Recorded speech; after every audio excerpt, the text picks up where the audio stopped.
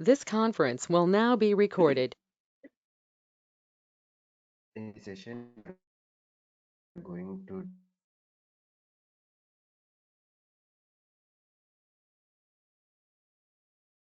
discuss about only one trigger per object. Okay? Only one trigger per object. For example, I am working with the account object. Account is a standard object. I am working with the account object. My requirement is suppose I am trying to creating a new account record. I'm trying to creating a new account record. Okay. If industry is equals to agriculture, then I want to update website field. This is my requirement. I'm working with the account object while creating account record.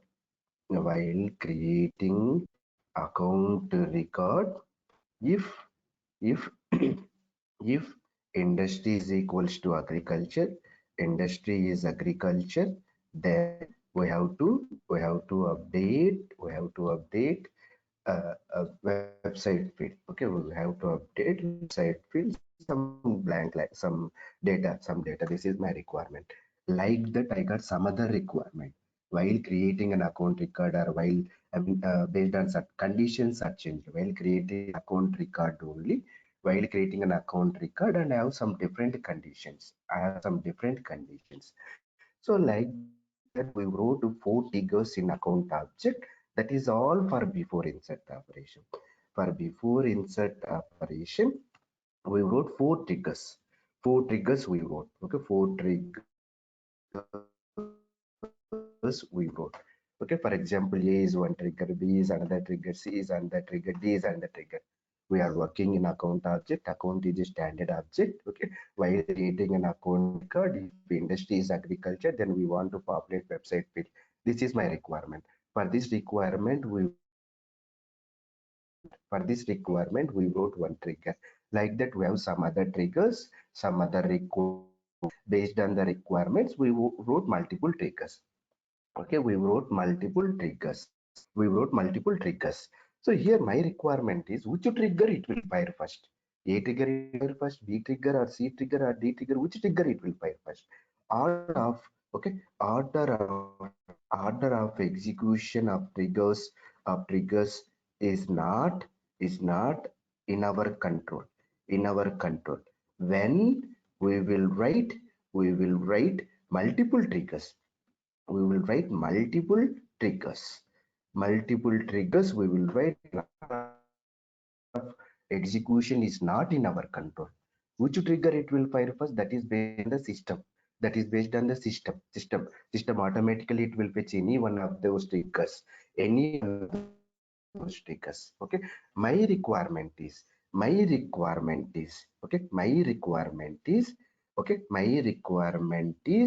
we have to call B trigger first, then D trigger, then A trigger, then C trigger. In this order I want to execute.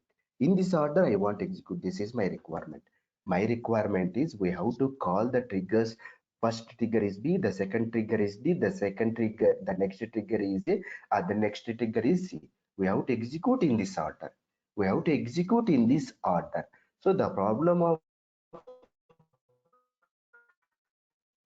of writing multiple triggers is the order of execution is not in our control.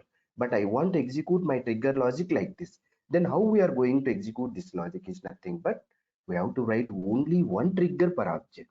We will write only one trigger per object. Okay. In that trigger, from that trigger, we will call apex class. Okay, that is we will call it as a handler. In the handler, we will write multiple methods.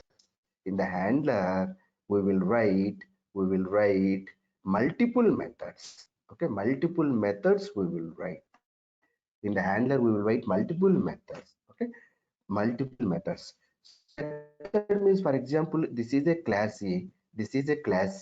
In this class, M1 is one method. Okay, M1 is one method. M2 is another method. M3 is another method, and M4 is another method. Four methods are there. Okay, Now I created one instance for the class. AOA is equals to new A, and the next one is OA dot M2. Here OA dot M3 and OA dot M4. OA dot M4. Okay. In which order we call? In the same order those methods it will execute, right? In the same order those method it will execute. In the same order those method it will execute. We will also implement the same concept from the trigger handler. From the trigger handler, we will also implement the same concept. Here, the concept is we are writing only one trigger per object. Why we are writing only one trigger per object is the code execution is in under our control. Suppose we write multiple triggers for same operation. It is depends on the system. Suppose I want to execute this trigger first, this trigger next, this trigger next. No, this is not in our control. This is under system control. Suppose we will create only one trigger from that trigger. Suppose we will call handler. So in the handler we will call the methods. In the handler we will call the method. Then that is under our control. So how to write a trigger is nothing. But for example, I am working in the account object trigger account to trigger on account object, and we will include all the operation before insert operation, before update operation, before update operation, before delete operation, and after insert, and after update, and after delete, and after undelete. Okay, after undelete, we will implement all these events in a single trigger. Then what we will do, if trigger dot is insert, okay, trigger dot is before, okay, trigger dot is before, and then what we will do, I will just go and write one block here. See here, I will just go and write one block here. Okay, I will just go and write one block here. Trigger dot is before. If trigger dot is insert, okay, and I will just go and write one more block here. If trigger dot is update, trigger dot is update, then I will just go and write one more block. If trigger dot is delete. So what is that mean? We are writing one trigger and account object. In this trigger, we are including all the operations. How many operations are there? We are including all the operation. Now here before insert, before update, and before delete. Okay, before delete. Now what I will do, I will just go and write one more event here. Trigger dot is after. Trigger dot is after. If trigger dot, same thing. If trigger dot is after insert, is after update, is after delete. Trigger dot is if trigger dot is undelete, now what I will do is I will just go and write a class here. I will just go and write a class, class public class account trigger handler, okay, account trigger handler. Here what I will do, for before insert I will just go and write one method. Okay, public static void before insert, before insert before insert, and here while creating enter, what I will do, I will just go and use a list of account, because of we are working with the account object, right? List of accounts. This is one method I will just go and create. Like that, for each and every operation I will just go and create one more method. Before update, for update what I will do is, before all this event I will add it, list of account, means list of old accounts, and the next one is list of map of, for old, I mean update operation, all these context variables are available. Trigger.new is available, trigger.old is available, trigger.new map is available, trigger.old map is available. Okay, map of id, opportunity, okay, map of new opportunity. Okay, and the next one is here. I will just go and write one more variable, that is nothing but map of id, and map of id opportunity, and map of old opportunities, old opportunities. And the next one is public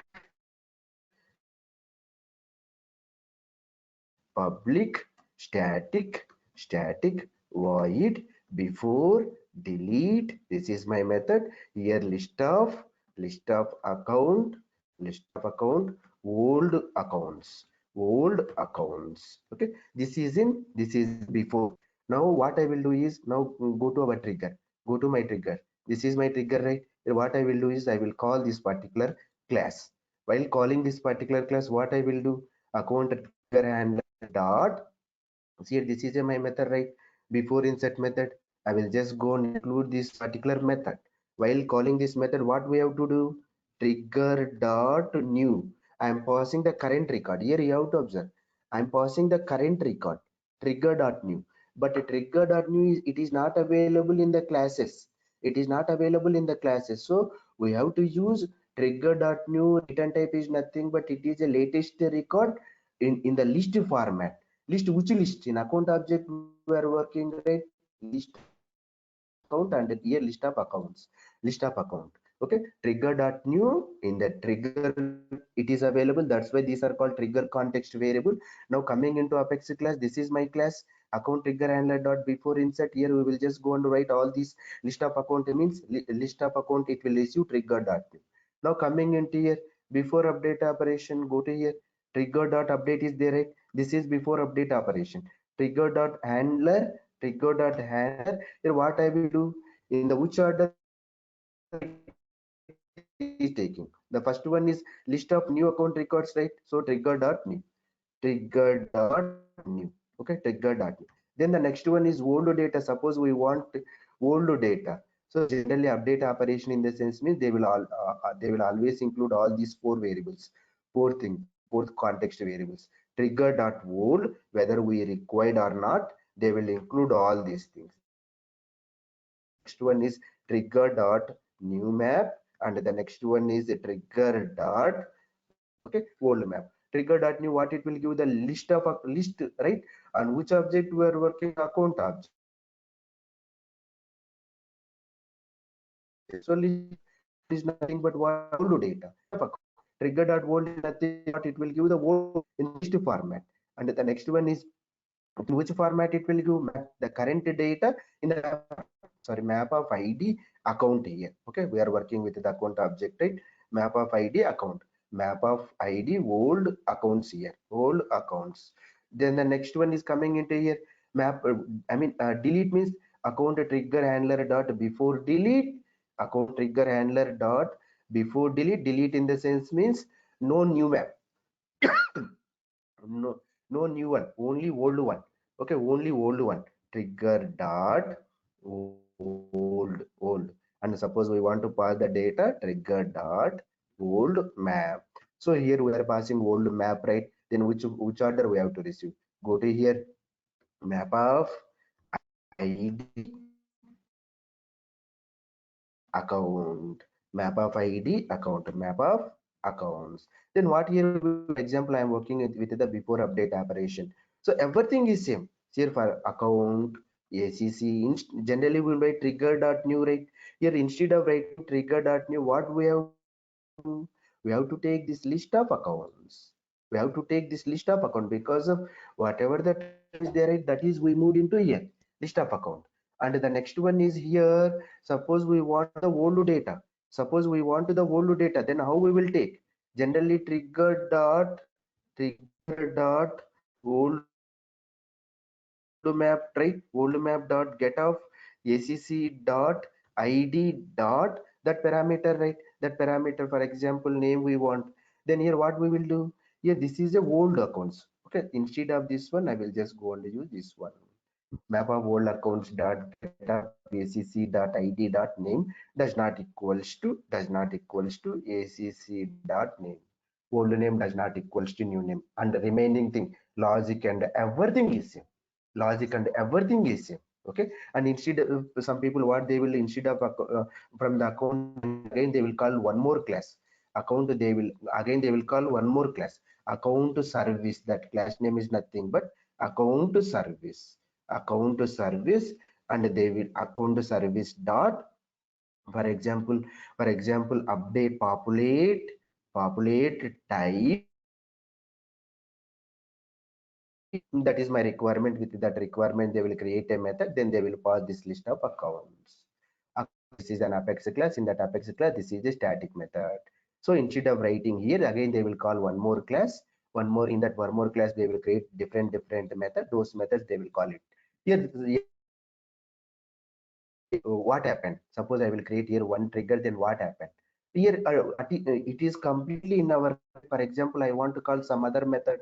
So which method we want to execute, that logic I will go to here and I will call it here. That logic I will go to here and I will call this here. So that's why whenever we are writing only one trigger per object, that is completely under our control. The code is under our control. Okay, any questions on this format? Any questions? Okay. Now, one more thing, 1 second. In interview also they will ask what are the best practices we have to implement for the trigger. Okay. So the best practices is the first one, we have to say only one trigger per object. Why we are writing only one trigger per object is nothing but we are getting control over the code. The second best practice is, okay, the second best practice is we are implementing list set map to make our code bulkifying. So suppose we are trying to inserting multiple records at a time, then our code should work. That is concept is called bulkifying. To support bulkifying we are implementing set list map. The third one is whenever we are writing SOQL queries. For example, in my requirement, we are writing SOQL queries. So in the select, in the where class, select ID name from account. Suppose we will write like this, means suppose more than 50,000 record, it will display an error message. Suppose I will just go and use where name is equals to test. So like this, instead of that, what we will do is we will use indexed fields. So in the class, in the where class, we have to use indexed fields. Indexed fields is nothing but searching is very faster. That is also one of the best practice. Indexed thing, but that is searching is very faster. So lookup fields, master detail, relationship field, ID, text field with external ID. I mean, all these are called indexed fields. Indexed fields for searching is very fast. This is the third one. The fourth one is we will use isempty method. You have to observe isempty method. Instead of size method, we have to use isempty. Size means suppose 500 elements are there in the list. It will check each and every element. This element, this element, this element, this element. Isempty, what it will do? It will check only the first element. If yes, there is a first element, then it will come outside of the loop. That is the fourth one. Then the next one is wherever it is possible to increase the governor limit, we will move our code into asynchronous process. So asynchronous process that we will discuss, and the next one is reusability of the code, reusability of the code. And the next one is whenever we want to fetch the record type, fetch the record types, we will use schema, not queries. Not query. These are the best practices. In interview, definitely they will ask. We have these differences. We will not go in our, we are avoiding for loops, writing inside for loop, writing a SQL query inside for loop. We will not say these two because of everyone will say these. Generally we are working in the project in the sense means we will give these information only. Okay, these are the best practices. In interview also they will ask. Any question? This is completely related to triggers. Any questions?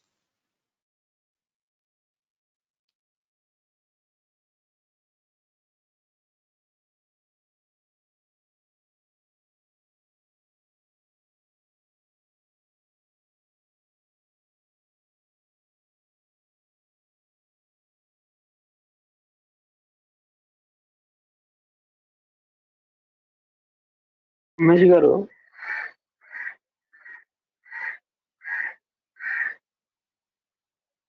hello.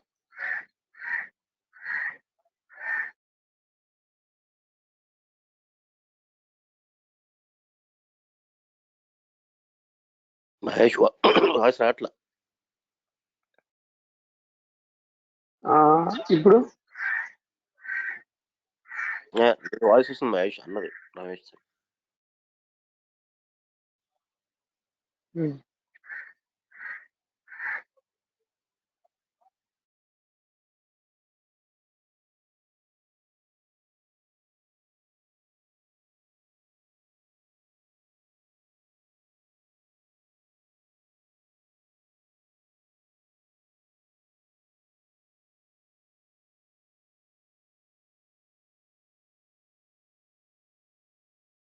Is complete trigger. Now we are moving into asynchronous process. Asynchronous process. In any technology, there are two types of process. Okay. In any technology, there are two types of process. There are two types of process. One is synchronous process, and another one is asynchronous process. One is synchronous process and another one is asynchronous process. Asynchronous process also they will call it. What is the synchronous process and what is this asynchronous process in the sense means? Here you have to observe, for example, go to here. I am working with the account object. I am working with the account object. I click on the account tab. I click on the account tab. Immediately we are getting a response, right? I'm clicking on the new button. Immediately we are getting a response, right? Enter all these details and click on the save button. Immediately record is getting saved, right? Immediately record is getting saved. Okay, for example, but here it is taking some time. Now go to your contacts, click on this new button. Immediately we are getting a response, right? And for example, enter all the mandatory details and click on the response save button. Immediately record is getting saved, right? Sequence process. Sequence process is nothing but making a request. See, making a request, immediately we are getting a response.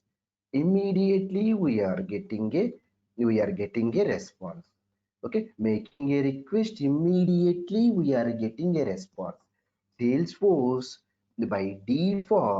by default, synchronous process. Synchronous process. In Salesforce, everything is synchronous. In everything it will work all concepts like workflows, process builder. Up to now, what are the concepts we discussed? All those concepts it will work in the sequence mode. Sequence mode in the sense means making a request and immediately we are getting a response. That is nothing but sequence process. Okay, a sequence process is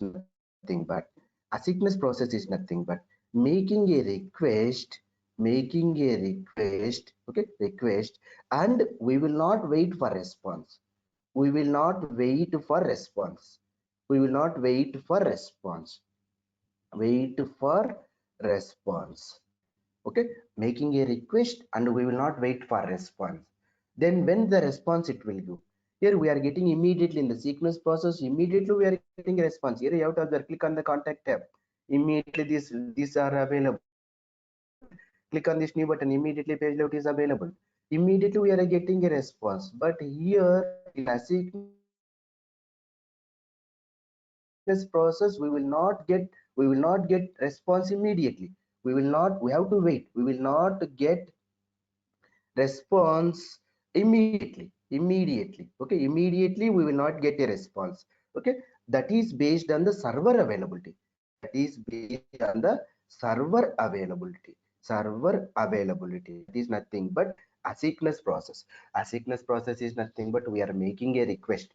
For example, go to here. Okay, go to here. So I click on the new button. Then what immediately our request it is going to the server. Our request it will go to the server. From the server it is back. Okay, it is immediately opening the page layout. We are enter all the details and click on the save button. Then what it here it is error. So it will hit the server and immediately record is getting saved and immediately it is redirecting to the newly created record. This is nothing but sequence process. Sequence process is nothing but we are requesting and immediately we are getting a response. But asynchronous process is nothing but I will request. My request it will go to the server. My request it will go to the server. Okay, the server it will not it will identify, yes, this is asynchronous process, this is asynchronous process. So I will run whenever I am free, that time only, whenever I am free, that time only I will run. So once run, then I will give the output. So user he will not wait for my response, he will continue his process. What in the asynchronous process is, we are requesting the server, but we have to process. Server it will identify, yes, these are asynchronous process, he is requesting in asynchronous mode, so then as my wish, so I will run whenever I am free, that time I will run, then only I will give response. Boss, you have to wait, or you have to continue with your process. Okay, you have to wait, or you have to continue with your process. Yes, this user who requested, right, boss, okay, no problem, I will not wait for you, I will continue my process. Whenever you are free, that time only you have to give your response. So that is nothing but asynchronous process. In asynchronous process, whenever we will request the server it will identify this is an asynchronous process, so I will give whenever I am free, that time I will run and I will give the output, and the requester he will wait for the response, or he will continue for the with his process. That is nothing but asynchronous process. That is nothing but asynchronous process. Why we have to go with the asynchronous process? What is the business scenario? So everything, everyone will expect immediately. Okay, I'm go to here, I'm working here, so I'm one user, I'm expecting immediately, I want response immediately, I will not wait for 5 minutes or 3 minutes. So here also the server it will not give the response after 1 day, after 2 day, it will give the response immediately. Within 1 minute or 2 minutes, or maximum 3 minutes, maximum 5 minutes time it will take, not more than that. Not more than 5 minutes, more than 1 minute or 2 minutes. Okay, more than 1 minute or 2 minutes, not 1 day after 1 hour. It is not like that, it is not like that. What I'm trying to say is, whenever we are requesting the server it will identify, yes, it is an asynchronous process, I will run whenever I will free, and once it run it will give the response. But the server maximum it will take 1 minute or 2 minutes. Okay, in asynchronous process. Coming into our concept, why we have to go with the asynchronous process? Why we have to wait for the response? I want everyone will expect the response immediately, right? Everyone will expect the response immediately, right? So now we will go with one business scenario. I have an account record. I have an account record. This is my account record. For this account record, I have 5 contact records are there.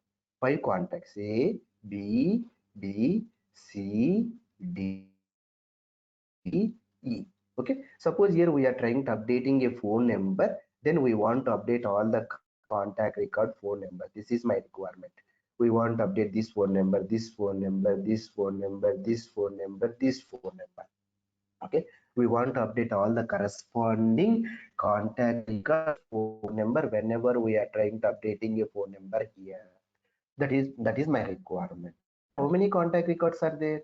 5 contact record. Then what is the solution for here? So whenever we are trying to updating a phone, then we have to update the corresponding contact. We have to go with the process builder. We have to go with the process builder, but we have to avoid process builder whenever the NM records are more. Okay, this is the solution, but not the best solution. This is the project solution, but not the best solution. Whenever we are working in the project also, we will prefer only one parent and only one child. Suppose we are trying to updating only one record, then we have to go with the process builder. If number of records are more, we think, so maybe here sometimes number of records are more, then the best solution is the trigger, not the flow builder. Also, writing a program is the best solution. Why I will say it is the best solution means, it is completely in our control. It is completely in our control. Suppose I will write a process builder, that is not in our control. That is not in our control. So in our control in the sense means, I want to execute this piece of code. Once this code completed, I am saying that one under our control in the sense means, I have some piece of code, 100 lines of code. In those 100 lines of code executed, only I want to perform some operation. That type of control under our control, and under our control when we are moving our code into trigger programming. So coming into our requirement, this is our requirement. Whenever we are trying to updating a phone number, then we want to update all the corresponding contact record phone numbers. Process builder is one solution, not best the solution. Why means there multiple records are there, and the second one is code is not under our control. Now coming into here, flow builder is the solution, but still not yet discussed. That is also not the best solution. Okay, when number of records are more and there is no control. Now coming into trigger, yes, trigger is the best solution. Trigger is the best solution. Then what is the problem with the trigger? Trigger, it will run in the sequence mode. Sequence mode in the sense means phone number is updated immediately. Here you have to observe. Previously we discussed, right? Go to here. How many contacts are there? Go to accounts. Go to accounts and click on this one. When we are trying to updating, see how many contacts are there. Here you have to observe.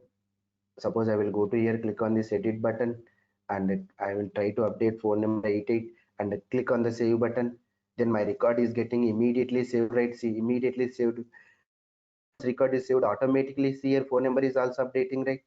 Phone number is also updating, right? Phone number is also updating. So trigger is the one solution, the best solution. Then what is the problem with the trigger? Then what is the problem with the trigger also?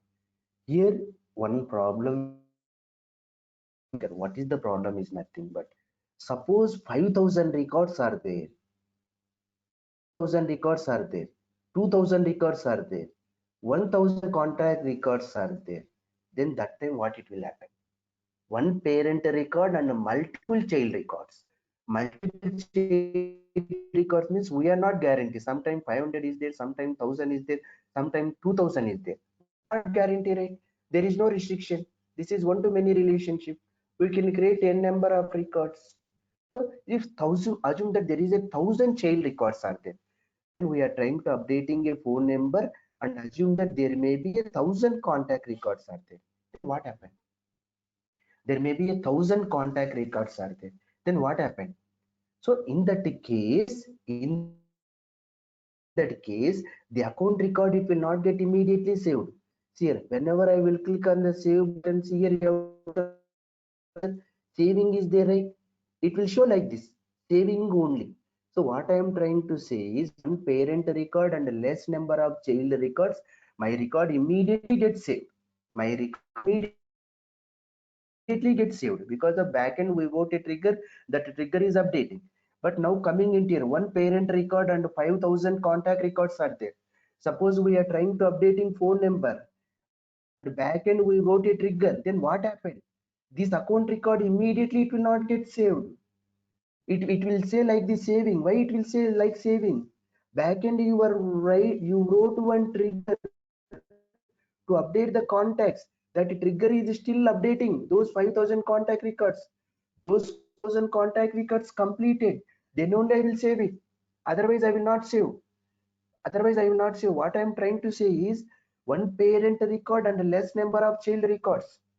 So whenever we are trying to updating phone number, yes, immediately trigger it will fire from the trigger, from the account contacts it will update and automatically it will save immediately the record it will save. But backend record is there, 5,000 child records are there. What happened? Backend trigger it will fire. Trigger what it will do? It will update the contact records. Means still my transaction is not completed. My contact records it is updating. It will take some time, right, to update 5,000 contact record. So this why I'm requesting. See what I'm trying to say is, any questions let me know. Okay, any questions let me know. Go to here. Okay, this is one account record. For this account record, 5 contact records are there. A, B, C, D, E. Suppose we are trying to updating a phone. Then what we are doing? Backend we are sending our request to the server. From the server we are calling a trigger. This is my trigger. In the trigger we are writing our code. We are writing our code. So this trigger code it is updating these 5 contact records. Yes, it is fine. Then my record immediately it will get saved. What I am trying to say is, you will update the phone number and click on the save button. We are requesting the server. My request it will go to the server and it will execute this process, and again it will back the response. So immediately it will get save my record. Immediately it will get saved because of less number of records are there. So this is the problem. For example, here I have one account record. Here we am trying to updating my phone. Here 5,000 contact records are there. 5,000 contact records are there. You are updating phone number and click on the save button. Then my request, it will go to the server. My server, what it will do, it will call my trigger. Trigger, what it will do, trigger, it will try to execute those 5,000 contact record. Immediately it will take 5,000 contact records? No, right? It will take some time, right? How much time it will take? That we are not guaranteed, right? That we are not guaranteed, right? That's why the server, it will take some time to review the response, right? So that's why this user, he have to wait, right? I am requesting. Still my transaction is not completed. It is in under process. They have to wait. So how the system know? How the system know? Means under it is processing is nothing but still here it is showing as a savings here. Still here it is showing as a savings here. Saving here it is showing as a saving. Because of when we are click on the save button, I am requesting the server. From the server we are calling my trigger. From the trigger we are calling my trigger. From the trigger what we are doing, we are trying to updating 5,000 records. 5,000 contact record. 5,000 contact records immediately we will not update. It will take some time. How much time it will take? How much time it will take? So that's based on this process. So that up to that my this parent record, it will not get saved. It will say as a saving. It will say as a saving. So you are one user, you are trying to updating phone number and click on the save button. Then your request is like saving. You will accept. Boss, what is this, boss? I'm trying to updating my account record for this record to get saved. It is taking maximum 3 minutes or 2 minutes. Up to that you have to wait. What type of design you are designed? Okay, what type of design you designed? So they will not accept. Here you understand the problem, right? You understand the problem, right?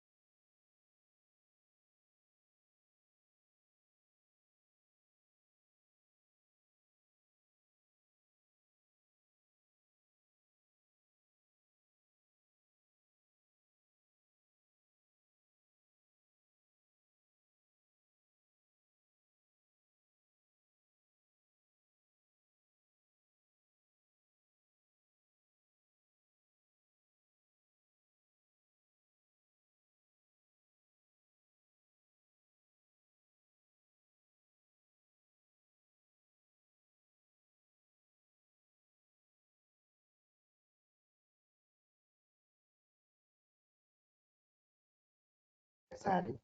Yeah, you understand the problem, right? Why we have what is the problem with the sickness process?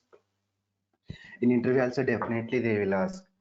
Okay, what is the problem with the sickness process? Why we have to go with the sickness process? Here you have to understand the scenario. Okay, now I have an account record. For my account record, what 5 contact records are there? My requirement is when we are trying to updating an account to phone number, then we want to update the corresponding contact phone numbers. This is my requirement. Whenever we are trying to updating phone number and click on the save button, my request, it will go to the server. Okay, from the server we are calling, the system automatically call the trigger. Trigger, it will start this process. And yes, there are only 5 contact records are there. Immediately it will update those 5 contact records and it will give the response to the server. From the server it will call the, it will give the response to the user. So these, it will take not more than one give the response to the user. One, I mean, it will take maximum 200 seconds, 200 milliseconds, I mean not milliseconds. Transaction limits here. Transaction limit in Salesforce. Okay, okay, we will call it as a CPU time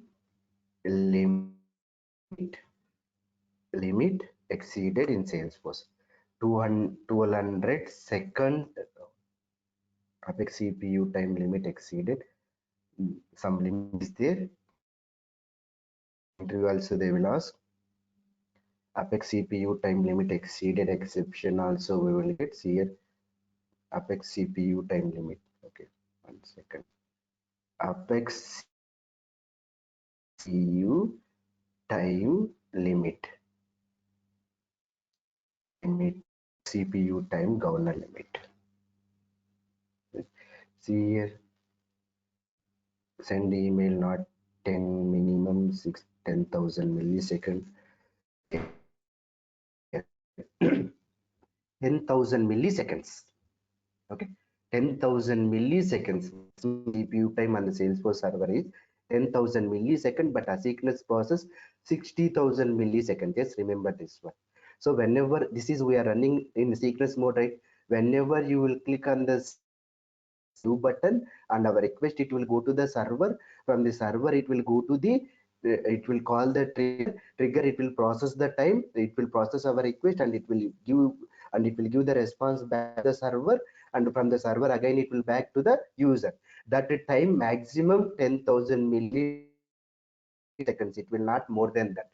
If it is more than that, it will display an error message like CPU time limit exceeded. We are running in the synchronous mode. We are running in the synchronous mode. Now coming into asynchronous process. Now coming into asynchronous process. So why we have to move into the asynchronous process is nothing but whenever we are trying to updating an account record by, but my contact records are 5,000 contact records, sometime 2,000 contact records, sometime 500 contact records are there. When user clicks save button and our request, it will go to the server. From the server it will call my trigger. The server, the system automatically call the trigger. What it will do, it will check 5,000 contact records are there. Those 5,000 contact records we have to update. Up to that I will not give the response for you. You have to wait. Whoever requested, you have to wait, because of here 5,000 contact records are there. Those 5,000 contact, once those 5,000 contact records are updated, then only I will give the response, because of he requested, right? He requested, that request is processing. 5,000 contact records you should update. Well, the server should update. Once it is updated, then only it will give the response. Up to that, what user have to do? User, this request, it will show like the saving only. This record it will not saved. So users, what they will do, they will not accept this type of design. Boss, I'm trying to updating a phone number to update phone number, so it is taking more than 2 minutes time. So what type of design this, they will ask. Whether there are 5,000 contact records, 100 contact records, they will not consider. Immediately I want to get save this particular record. Immediately I want to get save this particular record. That is my concern. That is your user's concern. Then how we are going to achieve is nothing but we will move our code into the asynchronous process. Any questions? First of all, why we have to move into the asynchronous process? In interview also definitely ask, and we have to find the reason, we have to remember the reason. So whenever we are trying to updating something and it is taking more time, so users they will not wait. Users they will not wait. So what we will do is we will update those things whatever we are trying to update. We will update in the asynchronous mode. Asynchronous mode. Then user he will not wait. This record immediately getting saved. This record immediately getting saved. That we will see. That we will see. So in interview definitely they will ask, you implemented a asynchronous process. Why you are going with the asynchronous process is nothing but we have to say this reason. I'm working with the account object. Before that, Salesforce by default is synchronous mode. Synchronous mode is nothing but making a request and immediately we are getting a response. Everything in the Salesforce, it is in the synchronous mode, only triggers, and then the next one is workflows, process builder, everything. So here the requirement is I'm working with the account object. For the account I have contact records are there. Assume that 5 contact records are there. Whenever we are trying to updating account phone number, then I want to update all the corresponding contact record phone numbers. Yes, we can implement a trigger. Here there is no problem. Suppose that I have one account record. Sometimes I have 2,000 contact records are there. Whenever we are trying to updating some field, update the corresponding contact field also. Here 5,000 contact records are there, 2,000 contact record, 1,000 contact records are there. The number of count we are not guarantee. Suppose 5,000 contact records are there, then what is the problem is, so whenever we are writing a trigger, those 5,000 contact records updated, up to that my record it will not get saved. It will show like saving only. It will say like saving only. So that's users they will not accept. That's why we are moving our code into asynchronous process. We have to give this answer. Any questions on this one? Any questions? Now, how to implement asynchronous process in Salesforce? Asynchronous process. Asynchronous process in Salesforce. This concept is a concept. I mean, in any programming language, there are two processes: sequence process, asynchronous process. The implementation is different. The implementation is different. In Salesforce, how we are going to implement asynchronous process is nothing but we have batchable interface is there. Batchable interface is there. These are the asynchronous process. Future method is there. Batch apex is there. Queuable apex is there. Schedulable apex is there. Okay, schedulable apex is there. How we are going to implement asynchronous process in the Salesforce is nothing but, so first we have to understand what is the problem with the sequence process. Problem with the sequence process. With the sequence process. If number of records are more, it will not show immediately. It will say like saving only, because of in the backend trigger is running those 5,000 contact records. You have to wait. You have to wait. Trigger is updating the date. I will not allow you to save this particular record. I will not allow you to save this particular record. You have to wait. Yes, those 5,000 contact records updated, then only this record it will get saved. Up to that, this record it will get it will show like saving only, saving only. So that is the problem with the sequence process. User they will not accept, because it is taking more time. It is taking more time. So this is the scenario. We have to move our code into asynchronous process. Into asynchronous process. How to implement asynchronous process? Asynchronous process. How to implement asynchronous process is nothing but these are the mechanism. First one is future method, and the second one is batch apex. Second one is batch apex, and the third one is queuable apex.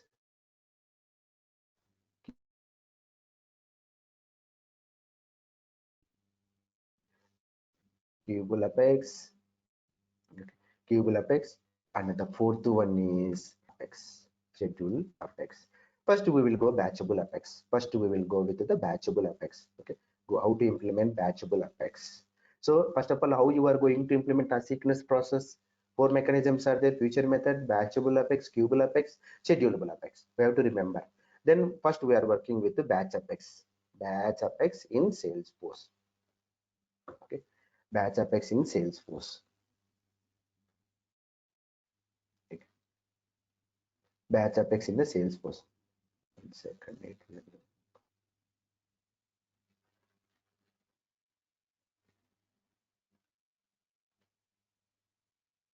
And yeah, coming into this is batch apex. See, first of all, I'm writing one batch.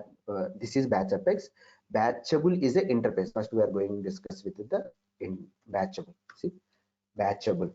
It is a interface. It is a interface. How we are going to move our code into asynchronous process is nothing but future methods, batchable interface, queuable interface, and schedulable. Okay. Now coming into batchable, first we are going with the batchable interface. Batchable is a interface which is provided by the Salesforce. We discussed in the first four sessions interface, right? What is an interface? Interface A is there. It declares methods. Here M1 is one method, and M2 is another method, M3 is another method. For class B is there. Class B wants to use this interface. Then what we have to do? We have to use implements keyword. Implements A, because of this is a interface. That's why we are using implements keyword. Then now coming into here we should use all methods, whatever the methods are there, right? Those methods we have to use public void m1 like this. Okay, we have to implement. So this is a interface keyword, and this is the interface name. In interface, these are declaration of the method. Suppose any class wants to use this particular interface, we have to use implements keyword, and we have to use this particular interface. We have to use this particular interface. Now these methods, whatever the methods are there, there we will provide our implementation. Like that, batchable is the interface provided by the Salesforce interface database.batchable.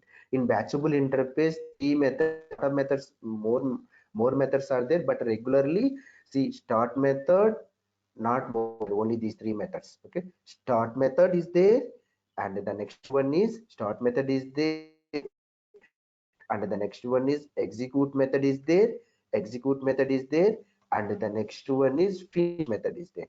Okay, finish method is there, finish method is there. Okay, database.batch is the interface. In this interface, Salesforce, this interface is provided by the Salesforce. This interface by default provided these methods. By default provided, Salesforce provided these methods. One is start method. One second. One is start method. See, one is start method. This is a start method, and the next one is finish method. Finish method. Finish execute method. Finish method. Now our class wants to use this interface. Then what we have to do? Class A implements this database.batchable interface, this database.batchable interface, open bracket, close one, and we have to use this method. Public, this is start method, right? See here, this is start method we have to implement, and execute to write, execute method, and finish method we have to write. Finish method we have to write for this logic. And this is a start method, execute method, finish method.